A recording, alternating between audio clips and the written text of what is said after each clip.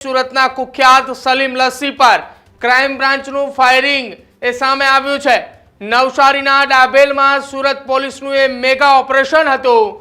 નવસારીના ડાભેલમાં સલીમ લસ્સીએ ચપ્પુ વડે હુમલો કરતા જવાબી કાર્યવાહીની અંદર ક્રાઇમ બ્રાન્ચના પીઆઈએ ફાયરિંગ કર્યું છે।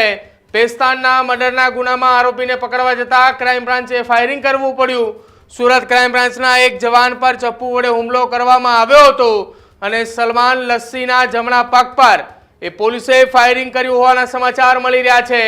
સુરત ક્રાઇમ બ્રાન્ચના પીઆઈ દ્વારા ફાયરિંગ કરવામાં આવ્યું છે। સુરત ક્રાઇમ બ્રાન્ચના પીઆઈ દ્વારા આરોપી ઉપર ફાયરિંગની ઘટના છે। ફાયરિંગ કરતા જ આરોપીને પગના ભાગમાં ગોળી વાગતા સુરત સિવિલ હોસ્પિટલ ખાતે વહેલી સવારે ખસેડવામાં આવ્યા। આરોપી સામે મારામારી, ખંડણી, હત્યા સહિતના 15થી વધુ ગુના નોંધાયેલા છે।